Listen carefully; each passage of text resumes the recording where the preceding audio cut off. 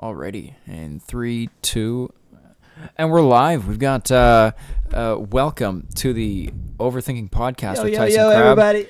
We got Josh here.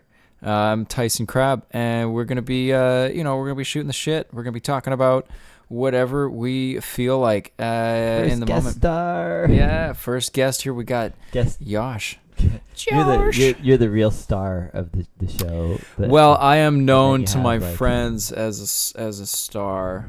I'm just kidding. The crab. Well, it's what Scorpio. No, which is the crab? Well, yeah, a lot. Well, the ladies call me Cancer. That's I get Cancer a lot when I try and Your name is Crab, and you're a Cancer. Yes, it's quite the coinkydink. That was not an accident. I'm pretty sure I'm not an accident. I'm hoping I'm not an accident. My little sister, we have reports from my parents. I think they were probably joking that she was an accident. And my dad's like, all right, I'm getting my shit fused. I love this. We're getting an origin story. This is great. Yeah. So I've got an unknown amount of siblings because there's a bunch of creepers out there that don't need to know that shit. But yeah, it's good stuff. All right. Well, let's start with how are we doing? What year is this? Oh, we got well, this is gonna be a pre-recorded podcast on the 22nd of June. For the 2020, the year 2020. Just so people know. And we're going to be tossing it out there in the future sometime. Yeah. Oh, am I allowed? That's the other question. Can I swear? Hell yeah, man. Fuck yeah. Fuck yeah, you can.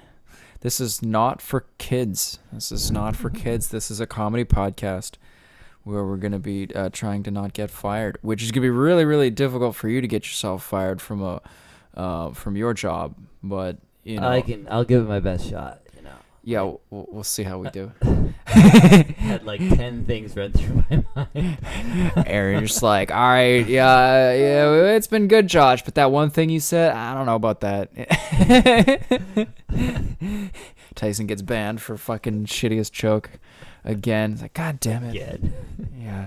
It's like, that's the last joke you're ever gonna tell. All right. Yeah. Okay, well. I got some peaks going on here. Yeah. Oh yeah. We'll test. We already tested the sound, but there it is again. What's on your mind, buddy? Like, what's going on lately? Oh, what was it? I'd like to start off with the jork. Okay. Jokes. Yeah. Okay. Tell me a joke. But now you got somebody listening, so we'll see. Yeah. What do we got? It's the I heard that vitamin D helped your immunity to coronavirus. But all it did for me, because I heard that it was helpful, so I offered it to this lady, and apparently it also gets you kicked out of Walmart. You offered her the vitamin D, like you got to do the. It's not a video podcast, but you got to do the fist. What's that called? The fist. Well, I mean, maybe I shouldn't have associated it with like my pelvis thrusting. That was probably got it. I'm joking, people. I didn't actually get kicked out of Walmart. Speaking of getting fired, man, yeah, I fucking record. I fucking put that shit on Facebook. I put that joke on Facebook, and my mom 5 minutes later, Tyson, did you get kicked out of Walmart? It's like, no, mom, I didn't get kicked out of Walmart. She's like, yeah, that's good because you work in Walmart. It's like, I know, I didn't get kicked out of Walmart. Yeah, that would have been bad. It's like, yeah, mom, it would have been bad. It's a fucking joke, okay? Holy fuck. I didn't offer a lady fucking coronavirus immunity with my vitamin D. Oh yeah, semen. It's got lots of protein. Okay, yeah, it's an adult podcast. Everybody knows what you're talking about. the D. Do you want the D? Yeah. So she's like, oh, I don't get it, and I'm like, well, how do I explain this? This is difficult. You're gonna get it when you're older, mom, I guess. Like, it's a euphemism. Like, maybe try Google. Google might help. Like, I know you're new to this, but you don't understand. You just Google it. It's the fucking way. I mean, All right, you got any other jokes? That was good. No, I'm out of material. I got no more I got no more Well, I don't want to like blow. I don't want to shoot my load. Yeah, exactly. Save that for the stage. Yeah, well, I mean, save it for the stage. I mean, this is the world stage right here, but I mean, sprinkle them in, tire all my audience out. I was like, all right, that's enough jokes. Fuck this guy. No, that's fair. Shut it off right away. Bill Burr doesn't do his act on his podcast. Yeah. Oh, jeez. Well, I mean, I'm gonna tell people about how, well, because like comedy, it's helping me find myself. Good. It's been a long process. One part of the process was finding my penis. Yeah. I think I told you about this once. I was like, well, I was telling it as part of a joke. I was like, oh, hey, did you ever remember finding your penis? So I was there and I'm like, oh, what's this? And my mom's like, that's your penis, Tyson. I'm like, yeah, I have a penis. So I fucking ran out the door, across the cul-de-sac. I showed my. Is Donald here? Your best friend or whatever? Yeah. I ran over to he's like, oh yeah, look, I have a penis. He's like, oh, that's good, Tyson. You should put some clothes on. Oh man, and ever since then, I've been oppressed. All right. Well, I'm not gonna lie. Me and my buddies, we did play show penises. Oh God. When we were like only 25 years old. No, going all the way back to like 5 years old. Yeah, show penis was a. I mean, everybody's doing it. It's like, well, you got one. I got one. Gotta show. Getting off on a weird note, but yeah, no, I think that getting off. That's a weird choice of words there, bro. Oh yeah. Ooh. Yeah, what was it? Well, that didn't happen till you discovered your penis. You didn't get first time you masturbated. I mean, I didn't even know I was masturbating. Well, it's because I went to these like Baba camps, right? And I'm like, oh, I'm not gonna do that, or I don't know if it was Baba camp, but I didn't want to do that like weird stuff. It was like masturbating is bad, right? Yeah. But I just thought this the other day. My grandmother, she told me to here's TMI incoming, TMI Ty. That's what I've called myself sometimes.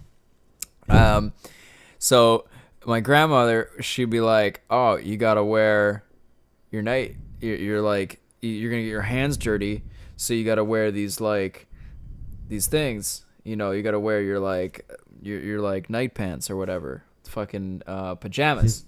Pajamas. Okay. I thought you were gonna like restraints or like anti-masturbation handcuffs or something. No. Okay. That would have caused some. It's just some pants, which is also known as anti-masturbation handcuffs. Just good. Or underwear. Anyway, so she got me to wear some of the, because she was babysitting us in lieu of the babysitter, and my mom ended up getting like really upset that she did this. But joke's on her, because. Because like you don't have to do like the pump thing, turns out you could just, you just get your leg and she's got this like back and forth-ish motion. Yeah. And then all of a sudden there's like this feeling that happens. And like, I was like, I realized I was tugging it. Like I was jerking off before I even knew like what jerking off was. Like there's like nothing even came out. Yeah, and then all of a sudden shit started getting real messy, and I'm like, what the fuck is this? This is bogus. And then you need like you get like a sock, and it's like, well, this isn't gonna work because my mom, she's doing all my laundry, and then she'll see that. That's awkward, right? And then what do you got? Like then you're doing this, you're doing that. I don't know, ladies, you probably don't use the trash can. I know that's awkward because I have a trash can right here, but anyway. Yeah, the trash can. That's where all the civilizations go. The unborn. Yeah. Well, I mean, like. It's the most efficient thing. We have it, like, I don't know what age, like, it's probably around the same age as girls do, but, like, we have, like, oh, yeah, like, white gooey stuff comes out and we can clean it up, and they have. Girls have, like, fucking blood. I mean. Well, that's not from a happy thing. That's like, I didn't find a mate. Like, fuck, all right, let's try again. Flush it out. I guess. I think it happens even to the best procreators will still have periods from time to time. Well, yeah, but like they got the egg, and and Yeah. it goes Yeah, in yeah. there, and then they got all the stuff that's like ready to accept the jizz, right? Yeah. And then, but it doesn't get caught on the walls. Like if there's no if there's no like Oh fuck! I if there's didn't get nothing pregnant. I gotta bleed.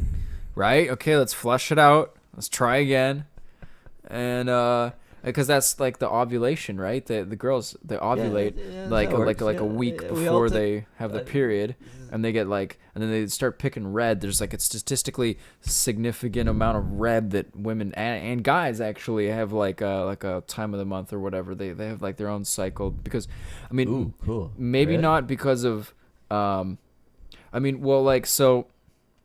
Okay, I'm gonna make a bunch of science up that's like not really science, but I just gonna hodgepodge some shit together. Okay, so the moon pulls on us, right? How can it not? Because Newtonian physics. We got I mean, so does the sun. So does every star. So does every planet. yeah, but stuff that's closer pulls on us more. Okay. Okay. Okay. I'm going with you. Okay, so moon's pulling on us, so that has a little bit of an effect on like our internal shit. And then I think because the women, they, like a lot of their shit depends on the moon, and that's pretty sure what causes it, a little bit of it anyway. Oh, sure. Maybe. Yeah. I don't know. Yeah. But there's this one thing that happens when women are next to other women, and they get in sync with the alpha woman. Oh, right? Okay. Yeah. Yeah. So okay.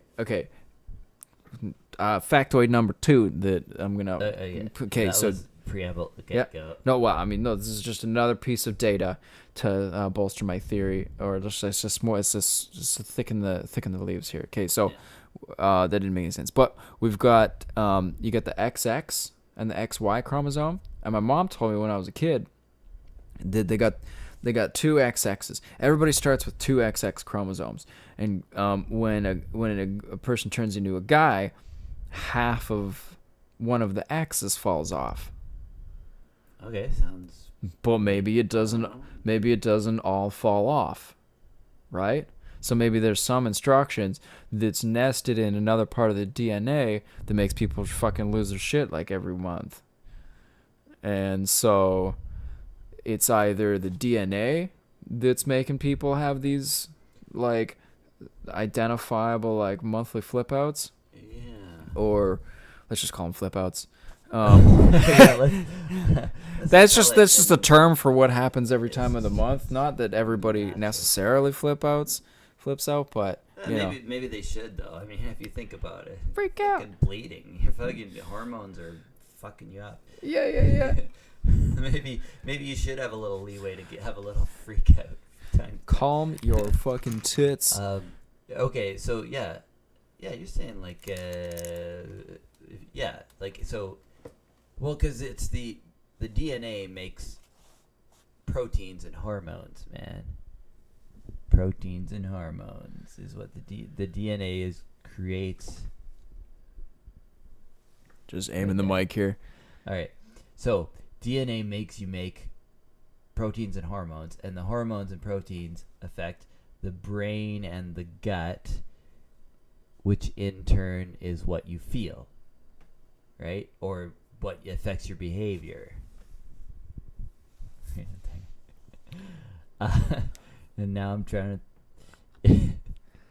This DNA is affecting your behavior. So ultimately everything comes down to DNA.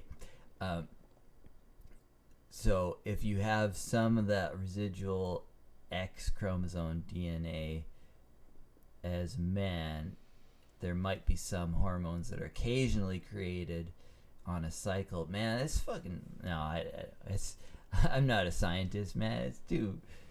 But it's too complicated for me to grasp. So theory number 3. All right, what do you got? Fucking guys, they got it baked into their DNA. Because ladies were freaking out. And so they would just drive the dudes nuts every fucking month. And then eventually guys just have a time of the month too, because they like have to react like, oh fuck, oh shit, what do we gotta fucking do, and it's fight mode. You gotta defend yourself, ladies. Shit goes down, you start having it out, everybody's fighting each other. Well, like what is weird to me is like, why do not all the women in the entire world have the same cycle? Like, what's going on there? Like, shouldn't it literally be like just because if they're not together, if they're not like roommates or whatever, it's just the cycle sort of gets out of sync, and like can be 28 days, could be 32 days, could be 35 days or whatever. But like for some reason, like when you separate groups of people, they drift off course. Whereas if it was the moon is fairly regular, right? It would be just every full moon, just every woman freaks out, right?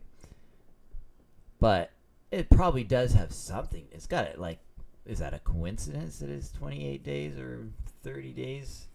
So maybe I think some of them are shorter and like some of them are longer periods. Yeah. Like they don't always line up. They might be like out of phase with the moon. I love that. Like we're talking about this. Yeah, let's just figure out the science of something that we've never experienced. I mean, I feel a bit of that like every month or whatever. I get all juiced up and I'll start doing like, start changing, shaking shit up, start fighting everybody, start getting all like getting all spicy. And something I'll say for that, like let's be empathetic. Let's try and sort of like identify or understand what the women are going through so that we can help them, like as if neither of us are connected, but like if we happen to get a partner or have a partner or something like that, we can support them, be like, okay, so I think I know what that feels like, I think I know, and support you and all that shit. Yep. I mean, that's the best we can do as males. Like what else can they ask us? So what you're saying is we have to wear dresses and stilettos and put on makeup. No, that's a different direction. Once in a while. Hey, you know what? So, okay, I went on Facebook for this once upon a time, and I started arguing furiously against preferred pronouns in Bill C-16. Because I watched a shit ton of Jordan Peterson, and I hated the idea that these evil postmodernists that were the neo-Marxists coming out of postmodern neo-Marxists coming out of fucking France or whatever. Okay, this is what happened in the beginning. There was the Marxism, and he had this classist arguments. Okay, and then you got the bourgeoisie, you got the proletariat. They're all fighting each other. Okay, so we're going along. These ideas made it across the lines during the wars and made it into France. And so then in France, you had these people. There's this culture where they were really, really into this idea, this communist idea, and they really liked it. They really took to it. Hipster thing, French. They were fucking poor. What else did they have to fight for? No, they were rich. They were aristocratic. They had everything sorted. It's like, what the fuck else are we gonna do but argue about this stuff?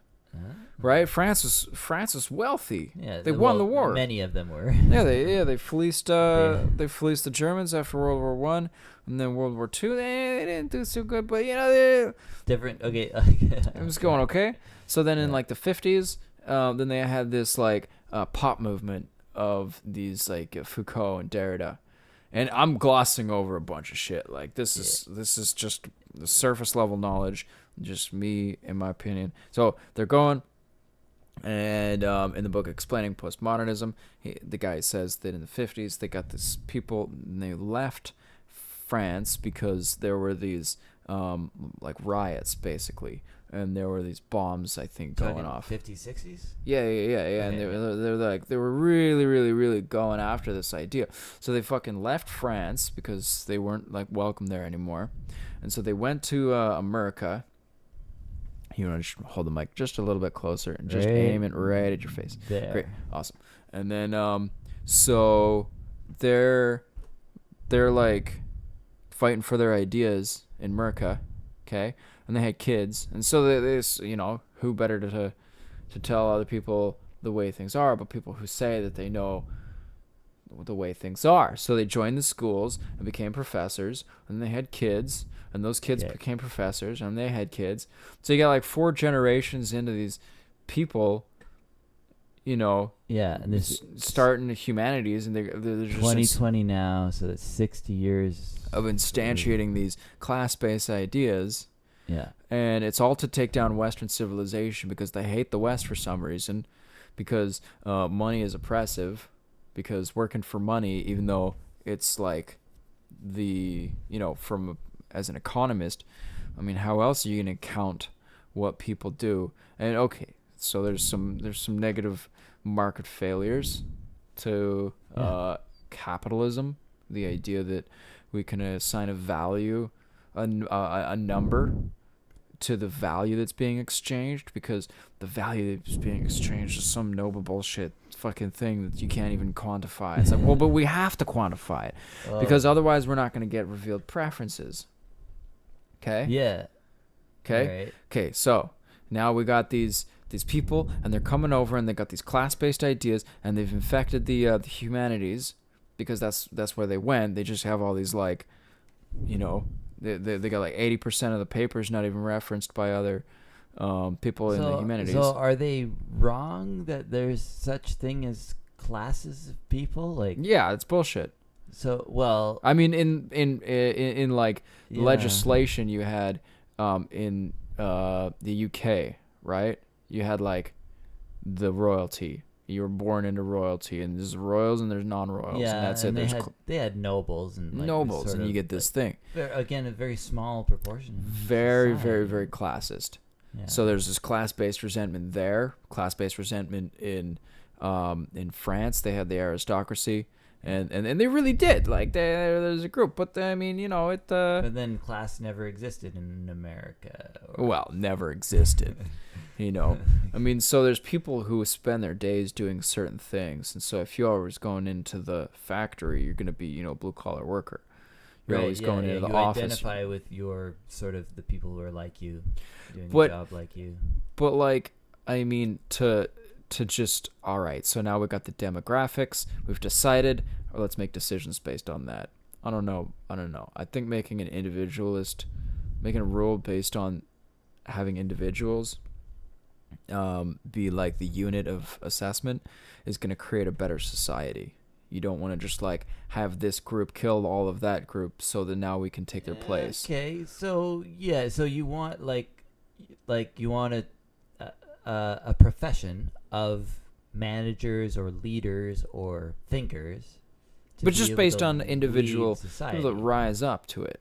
Yeah, and then like democracy and socialism and all this sort of says, well, like everybody's got to have some kind of input, which I think that's fair. But I suppose the more extreme versions is that no, we just everybody votes, or we just promote some random worker to the title of president or whatever. Yeah, like Trump. I'm just kidding. I'm sorry. I was sorry. Yeah. But no, like they did, like there is some studies that say that in some cases, random promotion produces superior outcomes to like chosen promotion, like as in like whether the people in charge they can choose somebody who's like who they think is like, oh, this guy knows what's up, or like this guy's a little bit better than the other guy, or this lady is a little bit better than these other 2 candidate guys. And they're like, so they did studies where in some cases they just promoted randomly, like they just sort of lottery or whatever, or roll a die or whatever, and they found that it didn't make that much difference. I can't cite the study, man. Like, oh, this is not that kind of podcast. But there is cases where randomness is not necessarily the worst. But that said, I I don't know, this idea that why not make it somebody's job to be the thinker, to be the guy who says, okay, this is how we organize society, right? Here's what I found on the web. Hey, what do we got? We got the internet helping us from one of our phones has been activated by accident. That's fucking hilarious. Yeah, it's yours, I think. Yeah, because mine's right here. What did it say? What did it find for us? It found the Charities Review. Charities Review. Okay, that's no good. I don't But, think that helps. So like, yeah, so good. Okay, so we got the society and the democracy and the promoting people and this all good and individualism. And so we got these people that want to get rid of Western society, and they move here, and they have these ideas, and they're trying to uproot it, and they are trying to do that by creating chaos and causing people to have no lines in their mind. So they say stuff like, don't objectify. Now, they conflate this with sexual objectification, which is, unless a person wants to have that happen to themselves because they like it, then, it's maybe not the best thing. But, in computing, learning programming, creating an object in Java is to you're making a program and you say, all right, well, this is a pen, and so the pen, when you make a function so you can hold the pen and you can write with the pen and you can do these things with this object. So that's kind of how our brain works. Like when we're looking at a thing, we look at it and see its use. We don't look and see a bunch of plastic with some ink in the middle. I mean, you can look at it and say that those are facts about it, but that's not what it that's not what it is. I think when it's a writing utensil. They talk about objectification. Maybe this is the problem is just a confusion of terms, because like it's as opposed to sort of this complex object in these in what are these terms, this complex object, which is a human like a fellow human being, which you should treat with, obviously, because it has an impact on you, you should treat other human beings as very important objects. Like these, this has a lot of impact on my life, rather than just being like, okay, like 10,000 like statistics or whatever, like 10,000 humans did this, or like 10,000 deaths, or 10,000 pregnancies, or whatever, right? So sure, yeah, I take your point that humans can be treated as objects, but I don't know if that's objectification. I don't know if that's what they're objecting to. Oh man, now I'm using the same word. Protesting. They're protesting against objectifying people in a low value way. Yeah. Right? Right. And so like that's low value objects. The Marxists, sure. They got the workers are being just flim-flammed around into these factories, and that's not gonna imbue their personality onto the outcome. That's, people used to make a chair, and they'd make the whole chair. Okay, I made a chair, and it was really satisfying. Okay, here's the chair, right? But now you got a chair factory, and you got one guy punching in one nail into the back of all these chairs. They don't really, take pride in their work. They feel bad about it. I mean, I don't know if I necessarily agree.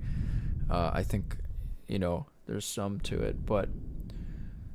Well, so okay, we're going with this. We got so we've laid the groundwork. We got the people, the class, and they're moving over, and then they got the whole mass of people, and they're all trying to take down society. So now they're taking on gender, right? Because there's this idea that Derrida came up with called deconstruction. So yeah. Have you heard of this? Yeah. Yeah. So you take a situation, and you draw little lines in the situation between the groups. And then you erase the lines. and then you assess for oppression. Draw and if lines, erase lines. And if you don't like them, then you try and get rid of them. Or like you overthrow, yeah. Yeah, so they're looking at these like gender laws, or stereotypes that we have, and say, oh, well, it looks like there's oppression because people have oppressed each other. So let's get rid of the category set to equalize everything. I think that's fucking stupid. I think that the source of this conclusion is resentment based. It's class based. It's groupist. The groups are good. It's ignoring all the good things about the idea of a man and a woman and masculinity and femininity, which can help us digest the world in a really useful way that isn't really taught. Like, I had to find this stuff, and ever since I saw it, everything clicked into place, and everything was easier for me. And if I'd started fucking 15 years before that, then I would have had a fucking way bigger leg up than when I did find it. And it's a weird title for the book. It's called The Way of the Superior Man. But I listened to the audiobook version of it, and ever since I listened to that thing one time, I blasted my way through it, and it just, everything, I was like, oh, that's what I fucked up with this one girl that I went with from Australia, with Laura. And that's like, you know, I just... Well, you're talking about stuff like being a superiority of maleness, or you call it superiority, like that Right. word is already... It's a loaded term. It's called The Way of the Superior Man. It's just the book, okay? Yeah. And it outlines the difference between masculinity and femininity. Yeah. So superior, it literally comes from just, it means taller. It means being a taller person. That's where that, like, the etymology of that comes from. So there's a way of going about the world knowing that you are taller and more imposing on other people. No. Don't get distracted by that. I mean, Okay. it's like the way, how to be a good guy, how to be the best man that you can be. Yeah, sure. And it's to identify and notice that there's masculinity and femininity. They're both equal, but, you know, the masculinity is that which does not change, and femininity is everything that changes. Okay? And we're going to disconnect these ideas from a man is masculine and a woman is only feminine, and that they have to both be those things. You have to be both at different times, right? So, but then for there to be, like, you know, like, a guy can't go out into the world and just be that which does not change. He's going to get mowed down by some other guy who's more masculine. I go to work, my boss tells me what to do, I say aye. And so in that scenario, I'm the feminine being, okay? Well, yeah, but you needed a deconstruction to even, well, maybe you didn't, but deconstruction helps you realize that, like, as a man, you contain multitudes. You also contain some femininity with, or you can have feminine traits, for example, or you can think, and you can be empathetic towards women. You can have femininity in you, and vice versa. Women can occasionally act masculine, and society is big and weird and large and complicated, and it contains examples, weird as they may be. I'm not saying anybody's weird, but of masculine women, or even women who think they're, that's not the right word, but women who. Dude, you gotta point this at your face. Women who transition to men, or men who transition to women. Like, this is a thing that exists. Yeah, and it's existed for a long time. And they're admitted, like, I'll say, I mean, they're a minority. Like, most of us fall within sort of a broad category of, like, I'm mostly masculine. Like, most of the things I do relate to my gender and my sex, and, like, I'm a male. Most of what I do is male. But this sort of, like, would you have realized that you have a part of you that's also feminine if it weren't for sort of some kind of deconstruction of that idea, of that, like, do you have to be 100%? I mean, obviously you're 100%, like, you're a man, obviously, like, yeah, 100% man. But before I was treated like, you know, my mom, she raised me to be this completely balanced, basically androgynous, so, like right in the middle. So she was saying, sort of, Tyson, you be 50-50. You be... Yeah, it's the best way to be. Like, don't follow that macho stuff. and you know, don't wear dresses, which is why I brought all this shit up in the first fucking place. How did we get here? Okay, so check it out. So the podcast is called Overthinking for a fucking reason. Okay. Okay. Mission So accomplished. we got the okay. So we got all the things, and we got all this stuff going on between the battles of the this and the battles of that and the ideas and fighting for men and women and masculinity and femininity. And I think there's lots of use in these ideas to allow us to process the world. And a lot of these people, they take them in a weird other direction. And so, qualifying, at the end of the day, I think Bill C-16 is a good thing for the world. And it gives people who want to play with their gender. So Bill C, just to remind. Bill C-16, because it's deep legislation. It changes the criminal code and the hate speech laws to put in gender identity or expression, end quote.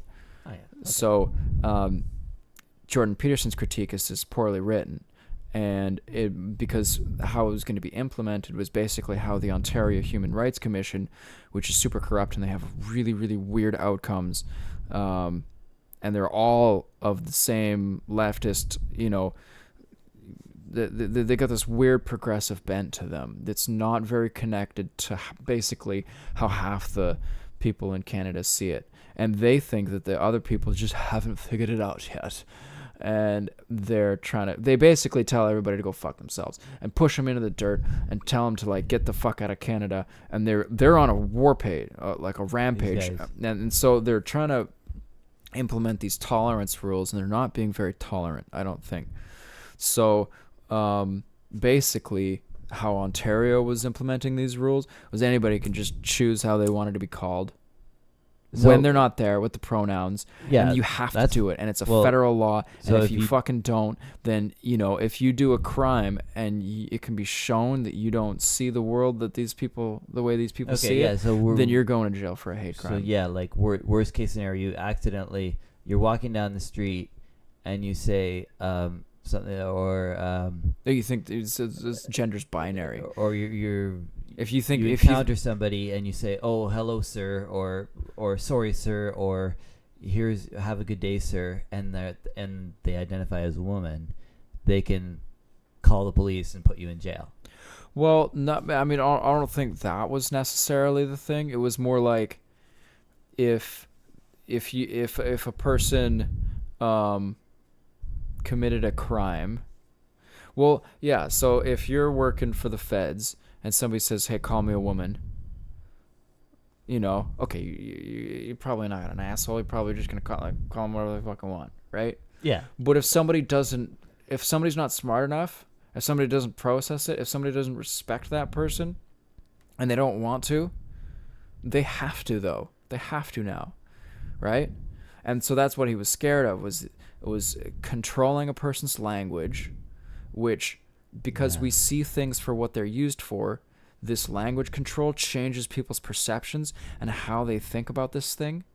So it's this mind control of people's categories that's proactive, that was on purpose, that I think is really, really invasive, and makes it so that people don't really have the choice of deciding to make their mind up about this stuff. Changing their mind for them without them knowing that it's being changed. Because you're rewiring their perceptions using their language by controlling them, saying, "Hey, you fucking do this or I'm going to take you out." And, it's a weird area, though, because you're changing you're sort of like going into somebody else's brain. You'd be like, "I'm going into this guy's brain because he's hurting this other," and that's, I don't want to say so somebody he's hurting somebody. So say this while I'm not there. It's the pronoun thing. He and she is only going to be said when the person's not there. You're going to talk about you or them or ladies, or it's going to be second person. There's very few cases where you're going to use a third person pronoun when the person's there, right? Oh, yeah. So Yeah, you true. saying that you're defending somebody else's feelings and worldview, that's a really good, like, that's true, right? And so it's Right. basically a way for people who want to bully others into seeing it their way to have more power. So after arguing till I'm blue in the fingers, I'm a keyboard warrior, by the way. Yeah.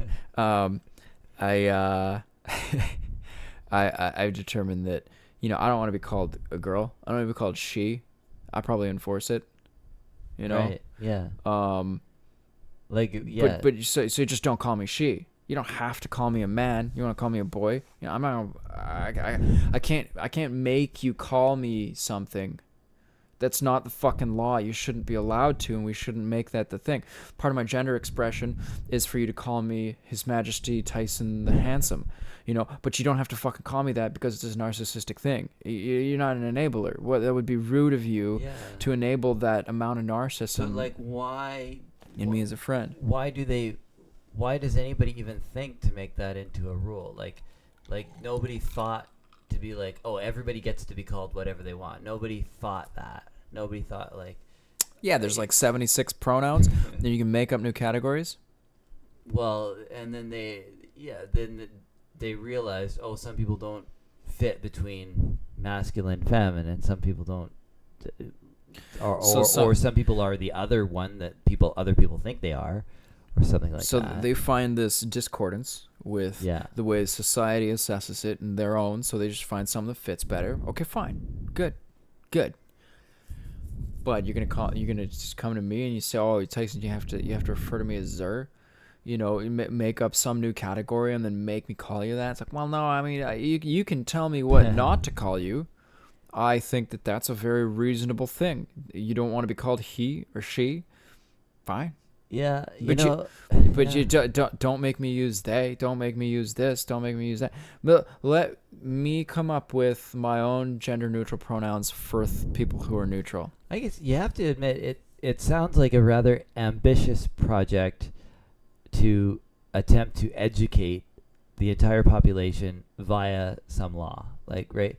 Like, it is. So your goal is you want people to feel comfortable. You want, especially transgender people, like we realize we have these transgender people who we love and we want to be accepted in our society. And we want everyone, like, we don't want our people oppressing them or hurting them or calling them the wrong name. And for the hate speech stuff, or like hate crimes, if somebody does have something against a person who's trans and they do something mean to them because they're trans, that should be considered hateful for sure. Yeah, right, yeah. But then there's like, what tool do you use to go on to educate ignorant or people who like they'll get it right away or whatever? Like, the law is a blunt instrument, or that might not be my quote, that's somebody's, but like using some kind of like hate speech law is a weird way to enforce it. Yeah, it's kind of weird. Right, it should be done at a social level.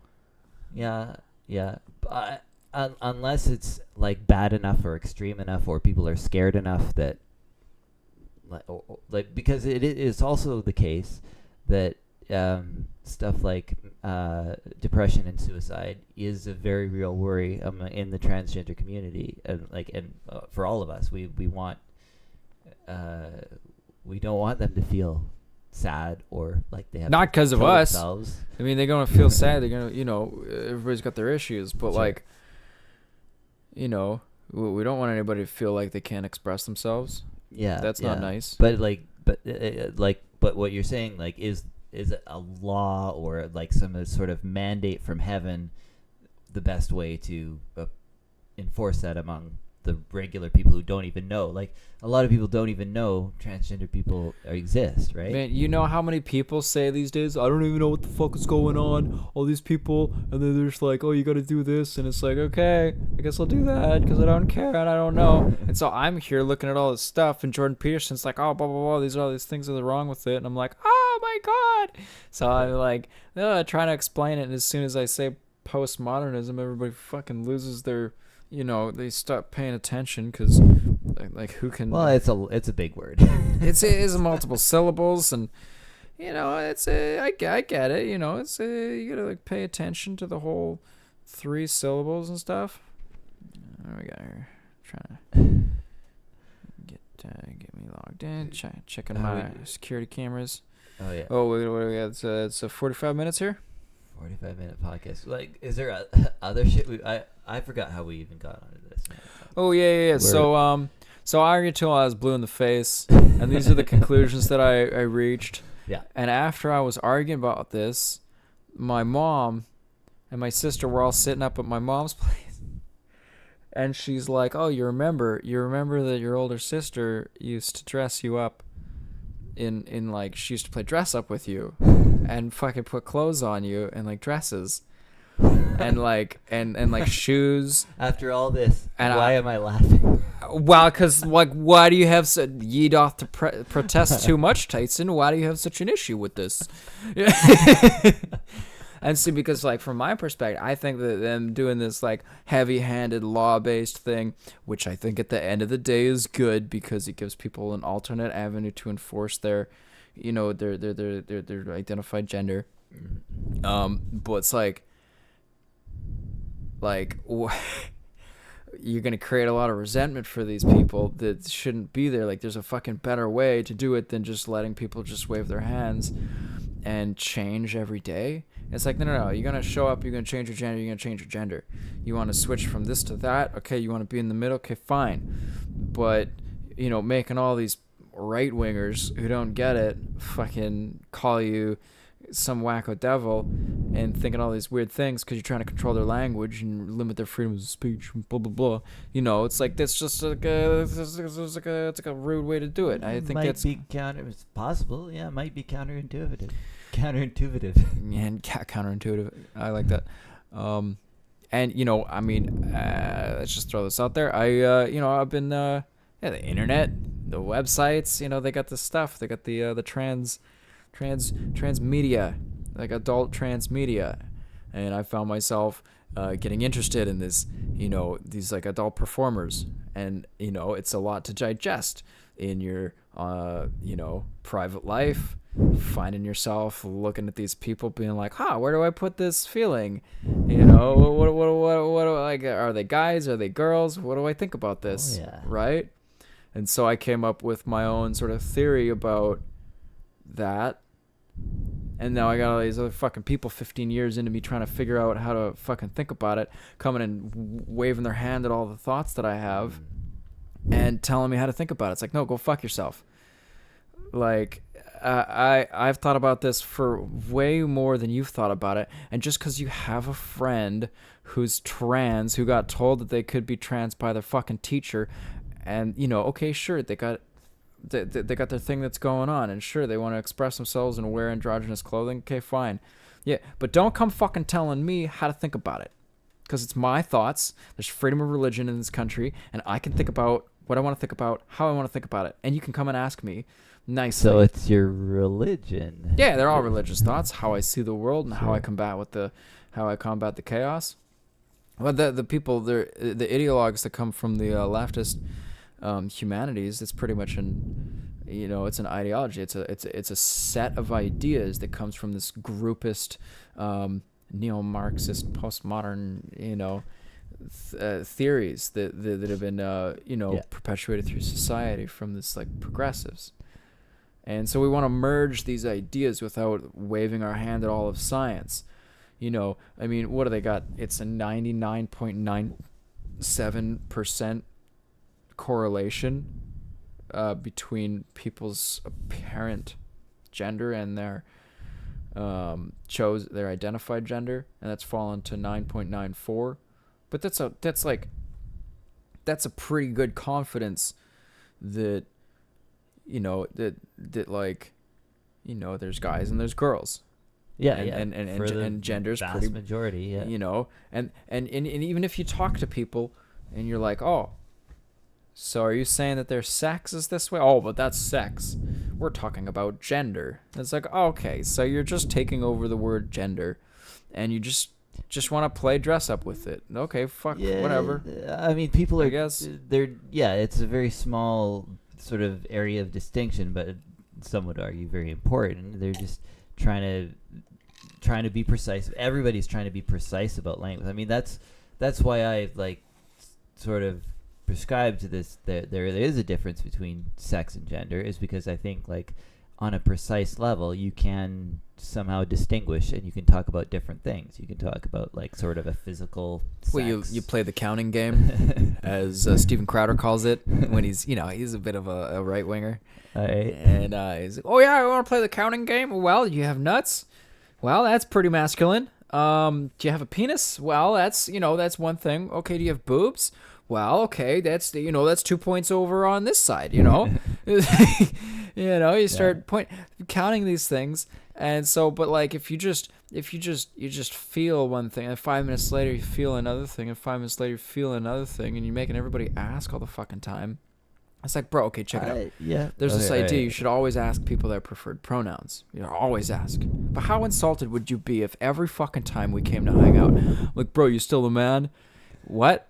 Well, I wouldn't be. I would just be either confused or annoyed. Yeah, but every single time, you don't think it would get into your mind? Am I man? Am I? Are you still a man? Well, still prefer to be called he. That might. I mean, that's a weird theoretical territory to invade, but like, children are impressionable, and it is possible that a young child, like a young girl, just take example, we could go with boy, but like maybe like people say to this child when it is younger, like, you seem kind of like a boy, like, or you have boyish traits. Yeah, but they don't have the estrogen yet. They haven't gone through fucking puberty. Well, that's the other thing about gender, is that gender can be assigned when you're very young, and sort of it is influenced by like cousins, uncles, your parents, your teachers, your pastors, your friends. Yeah, but only a little bit. I mean, the whole argument is that it's biologically determined. Like, these people, it's like they're growing up and then they live how they really are, right? And so it's because it's the DNA. You got the little arm of the DNA that's like partially fallen off. So they got half the instructions from one and half the instructions for the other. So maybe their body gets this one set of instructions to manifest itself this way, but their brain, or they get some of these other ways of seeing the world. A child before, this is weird. I'm definitely not an expert, but a child before they've gone through puberty, a boy and a girl are actually pretty similar. It's maybe I'm wrong about this, but a lot of what their different behaviors, like they both love playing in mud and playing with sticks, or like running around, like swinging on monkey bars, whatever. Like, kids seem to like to do a lot of the same things. Yeah, they say, boys play with trucks, girls play with dolls, but that's cultural. if you put some Barbies in front of guys and some Barbies in front of girls, because they've already been even by a very early age, they've already been culturally like programmed. No, it's not socially constructed, man. It's fucking biologically constructed. Like, you talk to any parent, and they're gonna say the little girls are gonna start having a tea party, and the guys are gonna start hitting each other with these same toys. I'd like to know, like they're gonna turn them into a stick, and they start fighting each other. Like, they're fighting. It's like why do guys like army dudes? And then the girls like playing tea party with, like, they'll dress the guys up that are army dudes and start having tea parties. All right. Well, I think it'd be, like, even if you could, like, it would be very hard to do an experiment to actually, like, sort of isolate, and, like, you'd fuck those kids up if you were, like, trying to be, like encourage the boys to play with dolls and the girls to play with trucks. Yeah, it does fuck a lot of kids up. There's one kid, the first one, this one guy, there's this, like, devil study that's, like, cited by a lot of people, and I forget the name of it right now, but so he got these twin boys, and he got one of them, he just basically decided that the kid was a girl, like, for the kid, even though the kid didn't really, like, maybe it was a false positive. And we want to avoid these false positives. We want people who are trans to go trans, and we want people who are not trans to not go trans. And if they transition, if you accidentally grab a doll when you're a kid, because maybe you're attracted to women, so you start playing with the Barbie. Don't put a dress on the kid because you want to play dress up as a parent. Like, fuck, holy shit. There's different reasons for these things, and making these choices when kids can't get fucking tattoos. It's kids got to be pretty sure. Yeah, but and on the other, like, society is big and the world is big. The world is bigger than just your parents. So, like, for kids growing up, there's never gonna be just one pressure. There's never gonna be like you can't pressure like a boy to be a girl, because just they're gonna grow up and they're gonna have friends.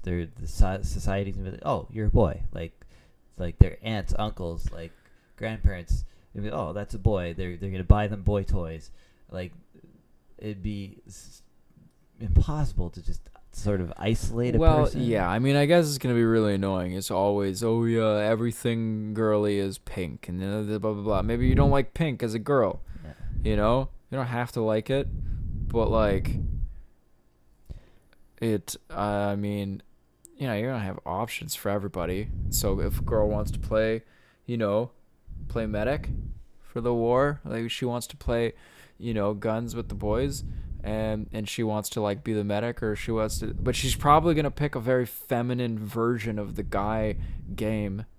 Yeah, maybe. And it might just, the other boys, or the boys in the, like, because kids also are programmed, like, she's playing with boys, the boys are going to say, oh, you're a girl, you be the medic, or something like that. But I want to point out that, you keep going back to the social constructionist sort of feelings that it's societally determined. Really mean to, but sorry, it's just my brain goes there. But the whole point is to make it so that people with their naturally determined feelings that are coming from inside themselves are allowed to express themselves, right? Yeah, no, that's a good point, because there's probably even in the most extreme transgender case, the most cut and dry transgender case where they like sort of assigned a boy at birth and decided very early on that I'm a girl. Even in those cases, there's gonna, like, if they decide early on or later on or whatever, there's gonna be influences. There's gonna be cultural influence. Yeah, if it was socially determined, then it probably wouldn't be an issue. Yeah. But yeah, there's gonna be pressures the other way, which is that'll happen too, like, right. So if I started saying, "Hey, dude, you still a dude?" All right, now it starts getting in your mind and because you can say something to somebody. I learned this when I was a kid. If there's bullying or whatever, it's, oh, this guy's gay, this guy's gay, this guy's gay. Even if the kid's not gay, say it enough, kid's gonna get brainwashed. Or yeah, I don't know. Yeah, might lean or might question, might think, oh, maybe I am, like, or might even experiment, just try it, like, yeah, sure. But I think basically 98% of people, if you just peppered them with this idea, with, like, you can pick any idea, you just pepper them with it, you just keep doing it. Negative, positive reinforcement doesn't matter. You just keep saying it every day. Eventually, it would get in there and it would manifest. Yeah, it would bounce around. Like, we gotta wrap this up here. But for example, ideas getting tossed around when I was doing work at the dealerships. I would like go around to the dealerships and do the transactions, finalizing the insurance for people on the way out the door. I'd get really frustrated with the processes that these people were going through. Okay, right? So maybe the paperwork wasn't done properly. Maybe the clients didn't have their checks because they need to set up the financing for their for their insurance. It's like, guys, you've been doing this for fucking 30 years and you still don't have clients showing up with it. Oh, nobody told me. Like, what? Nobody fucking told you that you had to show up with this thing because you're going to be doing this thing? Like, what the fuck is going on here? So I'd be just getting upset about so many things. And And oh shit, where was I going with it? The You're conditioning people. Oh fuck. Oh no. You're conditioning your clients about how they feel about themselves, or No. It was what were we talking about right at the end there? It was oh yeah, peppering somebody, and then oh yes, I remember. Okay, Yeah. so because I was frustrated with these people that I was working next to, and I was watching Game of Thrones at the time, I would like have these little internal monologues with myself. I would like imagine myself like getting a broadsword and like cutting them down. Or maybe I'll just go like, if I had like a longbow, like that'd do it. That'd probably solve the issue. Thunk. Just take them out.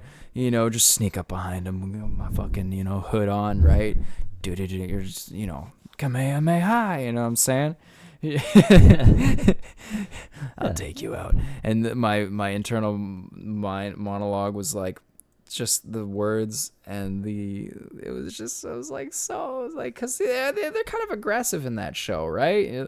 I can kill you and your whole family. It's like, whoa. It's like, all right, okay, 3 seasons, maybe that was a little bit too much to binge watch all at once. You know what I mean? So it gets in there and it changes your internal thoughts and they start manifesting themselves. And so, I called one of the guys, I called him a joke, the sales manager at this one place. And, he was a little upset. He didn't expect that. He was a joke. He's a joke. I like that. Yeah. Called him a joke. I called him a joke. And then, and because I was just so upset with the processes, and I'm like, oh yeah, I got to do this thing because I've been told to by the insurance company. And he's like, oh, you don't have to. I'm like, you're a joke. And he's like, what? And I'm like, so I looked him in the eye. I'm like, you're a joke. and then I went and called my boss, and I was like, oh shit, what do I do? And he's like, all right, well, if you don't want to get banned, write a letter. And so I wrote the letter. It was unprofessional, blah blah blah. Here you go. And he's like, okay. So we kind of like, kind of patched it up a little bit. And, I think we got some little respect. And my boss came in, and was like, no, he's got to be able to look at it. So I was allowed to do my job. And, I got to kind of express myself and then say I was sorry for kind of losing my shit on him. I didn't really lose my shit. Like some people, like they grab their keyboard and they start smacking stuff. Like I just kind of like had it. And like told him very pointedly that I thought that what he was doing and how he did it was kind of annoying and wrong morally, in sort of like a my way an assertive way of doing it. I survived. I didn't lose my job for another year and a bit, but these things happen. And a couple of months, anyways. But that was an hour. How about that? We did it. Yeah, we got into some pretty hairy water there. I think we solved everything. Yeah. Well, it's not like you have to do another podcast after this. What's the purpose of discussion but trying to solve the mysteries of the world? Well, that was fun. I thought it was pretty fun too. Yeah. Well, thank you, Tyson. Thank you, Josh. And that's there we go. That's an hour. Thanks everybody. Thanks for listening. See you next time.